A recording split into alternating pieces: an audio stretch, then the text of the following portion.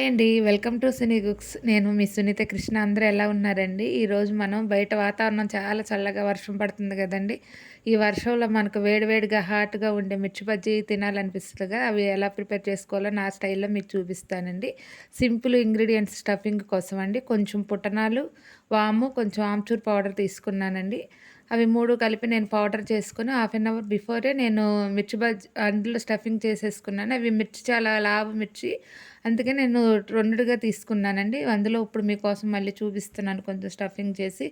కానీ మనం half an hour before ఇలా పెట్టుకుంటే బావుంటది. ఇప్పుడు దానికి మనం పిండి ప్రిపేర్ చేసుకుందాము. నేను దానికి సరిపడా శనగపిండి తీసుకొని, కొంచెం సాల్ట్, కొంచెం తినే సోడా వేసుకున్నానండి. కొంచెమేనండి. ఇప్పుడు ఆల్రెడీ మనం ఇందాక తయారు చేసుకున్న మిర్చిలో వామేసుకున్నాం కాబట్టి, మనం ఇందులో ఏం యాడ్ చేసుకోక్కర్లేదు. అవి మొత్తం కలుపుకున్నాక వాటర్ పోసుకొని కొంచెం కొంచెంగా పిండిని మనం ఒకేసారి వాటర్ పోయకుండా బాగా ఉండలు లేకుండా మంచిగా కలుపుకోవాలండి పిండిని. ఎక్కడ ఉండలనేవి ఏమి లేకుండా బియ్య పిండి కూడా వేసుకుంటే బావుంటది గానీ, లేకపోతే అవసరం లేదండి. కాకపోతే ఇంకా కొంచెం క్రిస్పీగా ఉంటాయి మనం బియ్య పిండి ఉంటే.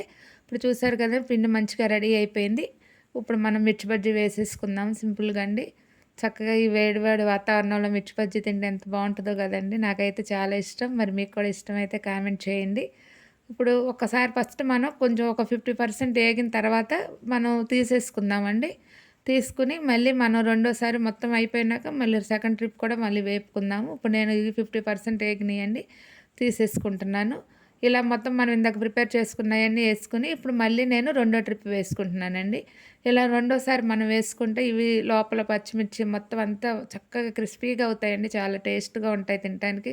చూసారు కదండీ లైట్ గోల్డ్ కలర్‌లో ఎలా వచ్చినాయో. రెడీ అయిపోయినాయి మొత్తం మిర్చి బజ్జీలు మొత్తం అండి. ఇదిగోండి. మంచి కలర్ వచ్చినాయి గదండీ! చక్కగా గోల్డెన్ బ్రౌన్ కలర్‌లో వచ్చినాయి. ఈ రెసిపీ గనక మీకు నచ్చినట్లయితే మీరు కూడా ప్రిపేర్ చేసుకొని నా వీడియోస్ లైక్ చేసి, షేర్ చేసి, సబ్స్క్రైబ్ చేయండి.